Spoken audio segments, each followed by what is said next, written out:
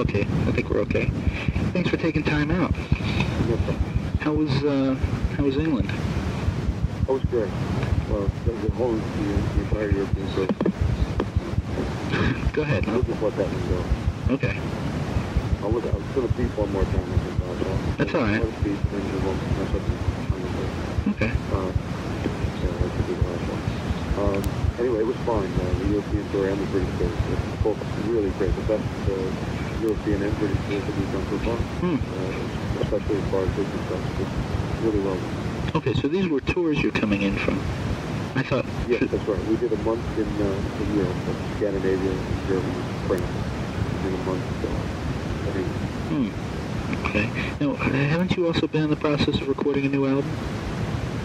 No, as a matter of fact, we have an album being released, which is an interim album. It's called Intermission, as a matter of fact. It's to bridge the gap between a great period of time from the release of the last album and when we'll be able to record and release the next one. So it's going to be a lot longer than normal for us. So we've, because we are touring, we released one studio track, which has our new guitarist, Craig, and 5 live tracks recorded in San Diego with Vivian. They were done about 6 or 7 months ago. So this is an album, as I say, to bridge that gap between studio albums. What is the name of their studio song? It's called Time to Burn. Time to Burn. Okay. Can you tell me a little about it? How about the song? Yeah. Well, it's typical me song, I guess. It's just about the fact that we can do a lot more with our lives than to sit around worrying about it. The point being that we seem to have so much time that we waste, and we just burn up. Why not use it to our own positive value? Okay. And this, when was this recorded? Was this part of the session for the last album? No, as a matter of fact, this is very strange. 2 weeks before we began the European tour was the time when I decided that Vivian didn't have the right place in the band. And so we had 2 weeks to find another guitar player, to rehearse with him before the tour come up, and also to have to go into the studio and do a track for this particular project. So within those 2 weeks, we got Craig Goldie. How do you spell his last name? Sorry? How do you spell his last name? Goldie. Okay. Craig was in a band called Jafria. Oh, yeah. Before that, he was in a band called Rough Cut, a band that I've had quite a bit to do with, and my manager, Wendy, was their manager as well. Anyway, he had at the time was auditioning for the spot vacated by Jakey Lee, who played with Ozzy Osbourne. And that was the first that I heard Craig. That was about 4 years. And I was extremely impressed. And when it came time to departing of the ways we lived, he was the one I wanted. He really was going to be right. So we got Craig. Craig, during that time, was rehearsing for the European tour. We wrote and then therefore recorded the song Time to Burn. Okay. The album is gives you a little bit extra. You kind of get 5 tracks that have never been heard before and recorded in American form, in America. And also gave us the opportunity to have one track with a new guitar player. So you have the old and the new, so to speak. And I guess, okay, and what I was getting at was that this track was recorded especially for this project. For this project, it was, yes. This is not from another album. It was recorded. Okay, and this is going to be an EP. This is going to be an EP. It's called a mini album. Mini album. Okay. Mini LP. Yeah. Okay. It's got a term, I don't know what they mean, but they just call it. Yeah, there's a word for everything. The way they can sell it differently. What was I going to say? What are the other 5 tracks, the live tracks? I don't remember. We do them every night, and I get lost in the shuffle with all of them. There's Rainbow in the Dark, Sacred Heart. And Sacred Heart includes Long Live Rock and Roll and Man on the Silver Mountain. Okay. There's the Beat of the Heart, and Rock and Roll Children, and Rainbow in the Dark. Did I say that? Yeah, I think you said that one. So, let's see. Rainbow in the Dark. Something else. I honestly don't remember. Okay. I know it sounds foolish, but I really don't remember. Well, that's okay. Now, when will that be out? That'll be released on the 2nd or 3rd of June. Oh, a few days before you get here. Yeah. Okay. Now, let me double check on. Whoops. That's a persistent person anyway. Certainly is. If you want to take that, I can hold on. Okay, hold on. Oh, hi. Sorry. No, that's okay. It'd probably work out better that you took it rather than have that person keep calling. Okay. I guess.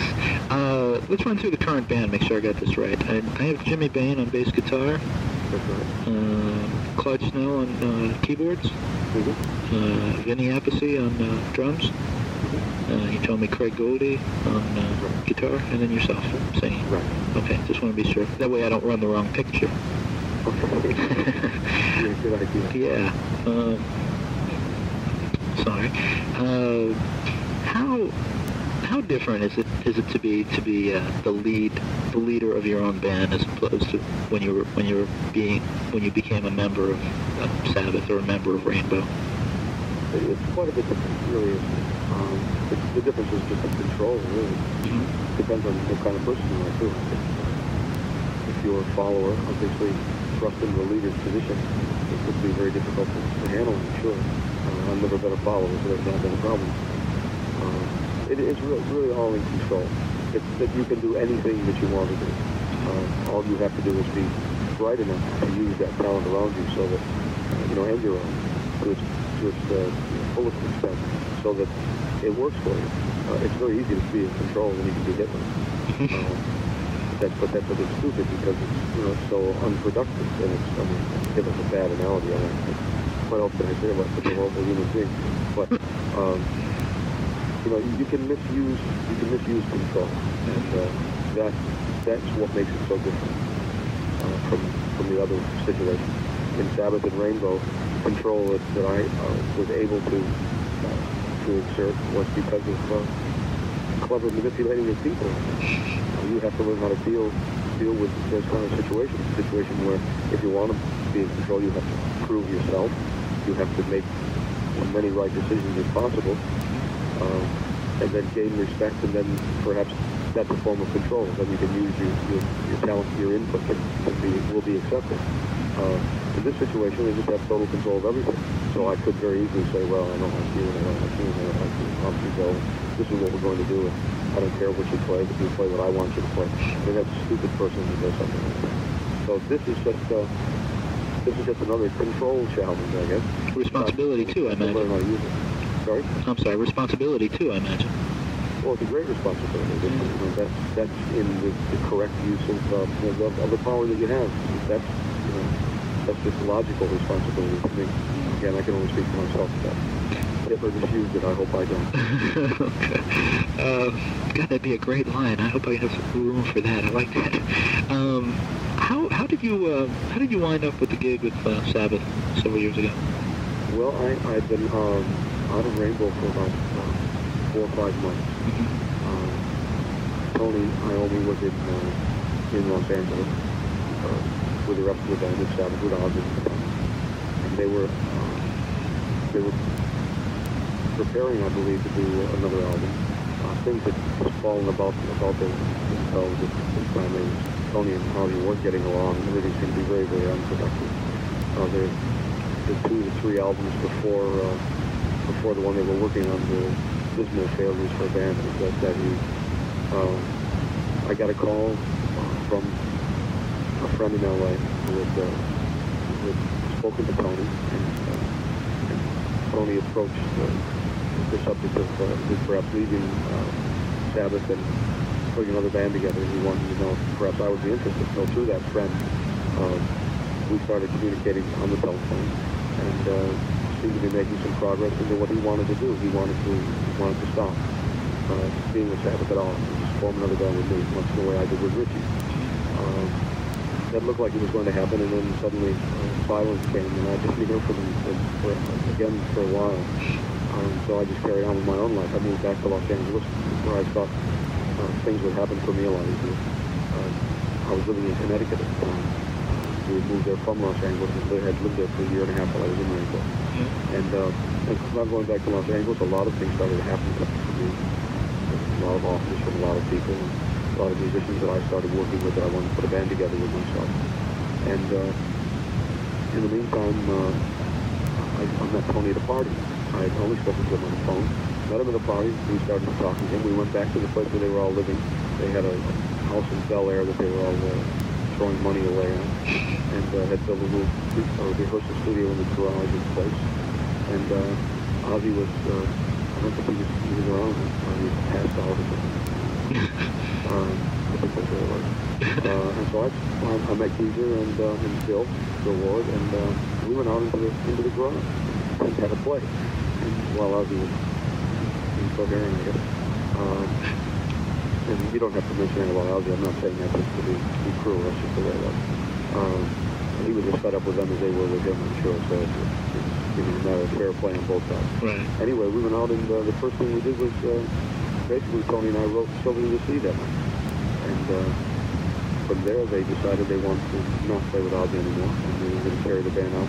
Sabbath with me as a singer, and with Ozzy on its merry way. So the initial idea with Tony and I getting together became actually mine joining Sabbath. I don't know if I guess I explained that in a roundabout way, but that's what happened. Well, that's okay. I guess I remember when it happened, and since then, the thing I always wondered about is Ozzy is such a I want to say character, but I think I'll stick with personality. Fronting that band, now fronting his own. Wasn't there a great deal of pressure and expectations to deal with following him into Black Sabbath? And the reason I ask is there's another example of that right now. Sammy Hagar following David Lee Roth into Van Halen. It seems like a very tough thing to do. Well, I've never thought of it that way. I don't know how Sammy views it. I know Sammy, knowing Sammy as I do, he just, Sammy just floats through life anyway. Life's fun for Sammy, and that's great. That's wonderful. So I don't think Sammy feels pressure. I mean, Sammy for a start had a pretty good career of his own. Right. And still does, and I'm sure we'll find out that will happen. Again, knowing the kind of person he is and knowing myself as I do, I just know that he'll want to do something else. Again, for Sammy, having had his own career, and the strength of it, I don't think he was worried at all about it. He just got along with the guys and wanted to play with them, and did. And I don't think he had a second thought about it. And I never had any with Sabbath at all. I never compared myself ever to someone like Ozzy Osbourne. I never compared myself to anybody. I never wanted to be like anyone else. I always wanted to be me. I just do what I do. I don't try to pretend to be anyone else. I'm very fortunate that I'm individualistic enough in sound and in the way I write and the way I think to always be me. So I didn't feel any comparison at all. I felt no threat. I never have. You must remember that joining Rainbow, joining a band with Richie Blackmore as the leader and lead guitar player, was the ultimate challenge for me. Sabbath, it was just, for me, it was just another situation. Deep Purple were my favorite band in all the world. Not that Ian Gillan was my favorite singer. He wasn't. He was great in that band, but he was no one who ever influenced me in any way, shape, or form. But the band itself, the players, I'm a musician, so, vocalist is a musician for me, so not one person didn't stand out for me. The writing of the band, and the technique of the band was fascinating to me. I love that band a lot. And so getting a band together with Richie was almost like having to overcome Deep Purple. That to me was the biggest challenge. And all of a sudden be thrown into that same arena, being a singer who had to compete more with Ian Gillan, with the band Deep Purple. And that was a challenge because they were so good. For Sabbath, there was only, as far as I was concerned, one way for that band, and that was up. They were never my favorite band. I felt that the music that they did was so extremely dirge-like and technically inept, but yet so natural that I I think that's where the appeal was. I think it was the ultimate garage band of its time, really. Well, why did your stint with Sabbath come to an end? Why did it end? Yeah. It just became personality differences, I guess once again we go back to control. I've seen this statement. It's the most stupid thing I've ever seen. I think that Tony made it. Of course, most of the statements he made were pretty stupid anyway. But this one in particular was that all I did was use Black Sabbath as a stepping stone for my own career. I never ever could understand that. That would be kind of hard to figure. Well, if I was the one who was forced out of the band, then why was I doing it for my own career? Yeah. And if I didn't want to give them all the music that I gave them, and do all the writing that I did, and virtually hold their hand all of the time, then why would I do that for my own career? It would be easier for me to go and do it alone. But that's one of the stupid reasons I've heard. So you can see that the personality differences came in there. What happened was I think that they got very, very paranoid. Good word for it. They got extremely paranoid about the fact that I was doing all the work and getting all of the attention. It wasn't my fault. I mean, I'm sorry that I was good enough to gather that attention around the band, because it was the band I did it for. But I think that that paranoia and that feeling of slight jealousy or whatever, the interloper, the one who was not really supposed to be in Black Sabbath, because that was a band with just the four who formed it from Birmingham, and that's always been their attitude, and I guess that always will be. That the interloper was getting the attention, and that wasn't fair. That was hurting those who really created it. So that's the reason they all have those kind of personality differences. And it's just not happy anymore. You can't make good music when you're not. Of course, they've never really bounced back from when you left. Whatever has been said about me by anyone, whether rightfully or wrongfully, the things that I have done and the things that my contributing factors to the people that I have worked with, the results of what I've done have always borne themselves out against the results of what the others have done after I've gone. Rainbow, for example, did well after that, but their impact went away. They weren't special anymore. They became Richie's dream of making it in America. And that meant taking it away from how we created the band, what we started with, which was very classical in nature, and the good musicians and the beginnings of a really great band. But it takes more than 3 albums to make a great band, and that one ended with, for me, after 3 albums. Anyway, because of all those situations, I've forgotten the question. Well, that's okay. That's all right. I had a great answer for it too, but well, go ahead with the answer, and we'll just try to fit it to the question. Well, I don't remember the answer now. The question. Well, I know we were talking. We were talking about how Sabbath really had descended. Really, exactly. That's how I remember what I was saying. I was saying that the results that the other bands had, and now Sabbath is the greatest answer, or the greatest result. They could say anything they want to about me. Their city was bad, and he had to leave, and blah blah blah blah blah. But they're the ones who have made the chaos of their careers, and I haven't. Yeah. Mine has continued on. It will, because I believe in myself, and I believe in the people around me. And I'm a team player, I'm a band player, just because I have control of the situation. Again, going back to the way we started this, it depends on how you use it. And I've always felt part of the band. Again, I think that the result of those who have been behind me have spoken for themselves. Sabbath is continually, time after time, need to self-destruct. And that's what they prove time after time. So, not to continually go on defending myself, but sometimes it does hurt when you see those things in the press about you, said by people who I don't think really meant that, but felt that they had to lash out in some way. I understand. Let me change gears a bit. Let's go to something a little more upbeat. It's something that fascinates me, and maybe it should. I was very intrigued to find out that your wife manages the band. Yeah. Wendy. I'd like to talk to you about that a little bit if we could. Sure. Let's start with a very simple, basic question. How did Wendy come to be your manager? Well, she's been with me through all of it, right?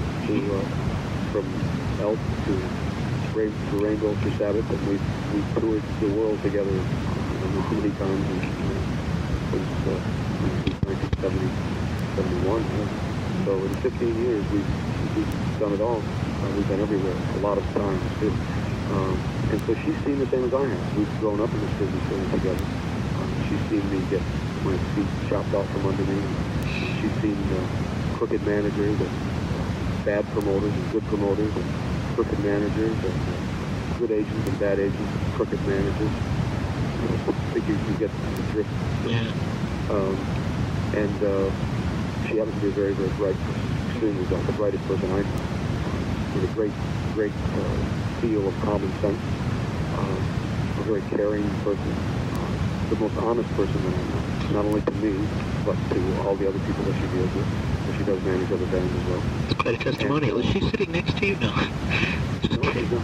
She's not. No, I just feel that's very true. I'll just say all those things about her because it's true. Well, I'd say them about other people too if I thought they deserve them. But she seems to be the only one that I think deserves them. when and where did you meet? We met in Los Angeles. I was introduced to Wendy by Richie, as a matter of fact. Wendy's British, and she had known the guys in Purple when she was working in the music business in England, in London.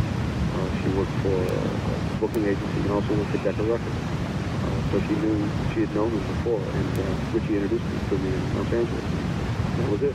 From that day on, we never lost sight of each other ever. When was that? That was 71. Hmm. How long have you been married? Since 1978. We tried it out first. Yeah, for a while. Almost long enough to become common law. Yeah, almost. Almost. So she had been with Decca for a while when you've been. So she had some industry experience there. She had some industry experience, yeah, but her experience was mainly the same as mine. That was in the trenches, from a band perspective. And again, when it came time for me to be, need to be managed, there was no other choice for me. I said, Wendy, you got it. You're the only person I trust. So she said, all right, do it. She did, and became not only great at it, but became smitten by it. So that's really, really her life. In a business sense, how is she different than other managers you've had? Well, again, honest to a fault. Much more on the artist side than on her side. That's the thing I've always found difficult to deal with about manager stuff. That they seem to always, they make you think that you work for them. It always felt that way for all the managers I had. That I hope I'm pleasing the manager. And I really never came to the realization until it came time until I got so angry at Sabbath about the management situation. I started to realize that, hold on, that manager's only getting at top whack 20% of me. That means I own 80%. That means he works for me. And I mean, it's really sad when you stop and think about it. That we've grown supposedly intelligent men and women in the business, musicians, always have that feeling and never come to the realization that we control. Because for some reason, managers always set themselves up as the controller. Well, that's so different. The difference is that she's on my side and never makes me think that I work for her. She always tells me, I work for you. I'm trying to make a decision the best I can for you because it's for your career I work. You're not working for mine. That's the great difference. I guess you're both working for a common goal, so... Well, that's very true. Well, that's what a manager should do with all of her. And that's what she does for all of her. They are all important to her. She wouldn't take on a client. That's her motto. I won't take on any client unless I believe and will do 200% work for them. No one gets preferential treatment. Does the Dio family get 100%, or does Ronnie get 80 and Wendy get 20? She earns what she earns. Okay. I mean, what is the incentive to earn it if it all goes into one common pot? There's no feeling. I mean, that is really, aside from the self-satisfaction, that's the only criteria that we have to measure. Oh, sure. Is she a tough negotiator? Is she a tough business lady? Oh, unbelievable. She's just, you see, Wendy's a classy person. She's really got a lot of class. There are not very many people in this world that I gravitate to. It's mainly because everyone wants a piece of me. Whether rightfully or wrongfully, that's what happens when you get into this kind of a position. Especially people who feel they can learn from it. And I'm fortunate in that I have a lot of people who like me as a vocalist, who happen to have good ears. I don't know how many people rush up to Ozzy and say, please give me singing lessons. If they are, they must be deaf. Again, I'm fortunate. A lot of people like me for that reason. So the whole point of that exercise is that I'm at least looked upon with pleasure by intelligent people. Again, a lot of those people gravitate to me, and it's difficult for me to gravitate to anyone else. But in Wendy's case, I couldn't help myself. We were of the same mind, and she is so bright. And I think that follows through with all the people that she does dealings with. She has that aura about her. Just something very special, someone that you want to please, because she's able to please you. I think that's what makes her special as a negotiator. But she is tough. She takes no crap from anybody. And I think one of the reasons for that is that we are so independent. We have done everything ourselves. The money that funded this band, the money that builds the stage sets, the money that pays the wages, the money that allows us to buy the things we need to carry on, is the money that comes from, is generated from Wendy's agile mind and some of my agile mind, I hope, and what I do and what the band does as talented people. Is there that's the difference. We have control. So when she was going to negotiate, they say, "Oh well, hold on now." Well, she says, "Look, I don't care what you're going to do. I'll spend the money myself. I don't need your money." That gives you complete freedom. Is there one thing you can point to or think of and say that is the best thing that she has done for my career, either since she's been your personal manager or before that? I can't think of one. The best thing that she did for my career was to believe in me, to always be there when I needed someone to lean on, because we as musicians, again, are notoriously childlike, stupid a lot of times, even though we think we're so wonderful. And we need to be pampered and nurtured and cared for, and constantly reassured that we are good. And I think that's the most important piece to just take on this project and say, it'll be fine, don't worry about it. There's always life after Sabbath, because there was life after Rainbow. Now you do it yourself. I think just her belief in me is the most important piece. As far as decisions go, I think almost all of the decisions that she's made have been the right and the correct ones. And so one doesn't stand out in my mind, because they're almost always right. Can I ask how old you are, Ronnie? Yeah, 36. And what about Wendy? Wendy, 35. Do you guys have any children? No. Are you anticipating any? I'm sorry? Are you anticipating any? You intend to? No. Okay. No. At the moment, the only child I can deal with is a band. Well, that's big enough problem. Yeah, I would think. Now, you guys are you also have other bands that are managed either by the two of you or? The manager. Wendy has a band called Rough Cut. She has a band called Alcatraz. Oh yeah, 2 Z's, right? I think so. Seems like I've seen the name somewhere. But yeah, these are her bands. Right. She has a band called Burn that used to be called Hellion. Oh yeah, I'd heard of Hellion. She has a band called Fan.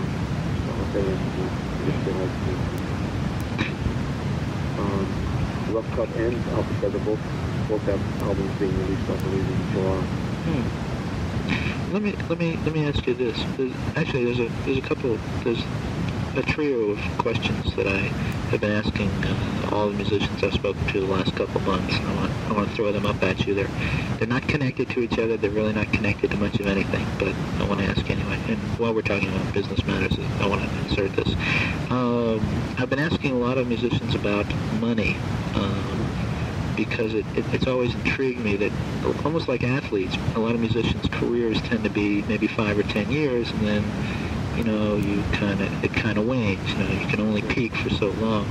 And I've been kind of looking into what kind of things people have done with their earnings, what kind of things they've invested in, be it land or prop or whatever. Yeah. Well, in my case, I just bought a building in Los Angeles on famous Sunset Boulevard. building that was owned by Charlie Chaplin, his first soundstage. And that's what I plan on doing. It's going to be a soundstage for video, for full-scale production. There'll also be rehearsal rooms for smaller bands. It'll also have 24 offices.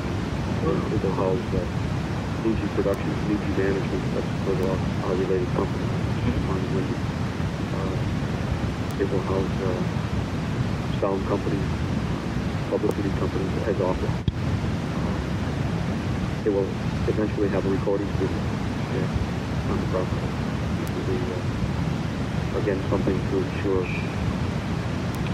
later life for Ronnie Dio, I guess, because that is, really like the production and recording. Someday I will be too old to leap around the stage. You'll see that happening for a long while. Yeah. So someday it will happen. And I want to be prepared. So that's one of the ways I've invested my money by, and Wendy's money, she's a partner in this, into building something that will allow me to carry on in this business. Because it is the business I love, and it's what I do best, and I want to carry on. So that's what I've done in mind. It's interesting. It's a Chaplin building, just a big Chaplin thing. It's just one of my little side interests. Oh, really? Oh, yeah. Oh, great. Well, I'll see if I can find it. I'm sure everything's been ripped out and taken away. There's a studio in L.A. also called at the A&M Studios, the recording studios, and they have rehearsal rooms. One of their sound stages is called the Chaplin Studio. I'll be done. And we rehearsed there in Sabbath, and we rehearsed there in Dio twice. And in it has a dental chair, a dentist chair, that was Charlie Chaplin's chair. That's what he used to relax in his dressing room. In his dressing room. Of course, we've all sat in it. So, in case that interests you, that's what's happening with us.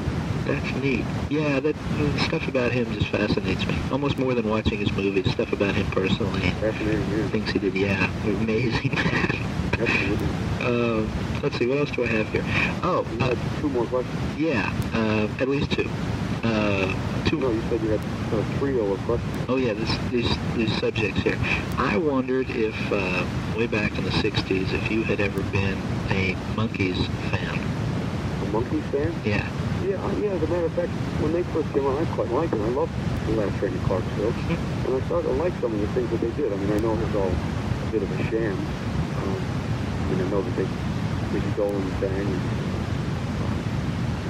and Davy Jones sang, and Mike Nesmith sang, and Peter Tork and sang. And they did what they did, they were just a creation. And I liked the way that they were handled. I liked their records. I thought they were, until of course we find out that they don't play themselves, etc. But yeah, I did like the Monkees. They're coming back, Yeah, that's why I asked the question. They're going to be around here in about a month, and I've just been, I thought it'd be kind of an interesting side piece to whatever story I wind up doing, just asking a lot of, I talked to, like in the course of today, I'm talking to you, I've got to talk to Julian Lennon at 4:30, and Jimmy Vaughn from the Fabulous T-Birds at 7.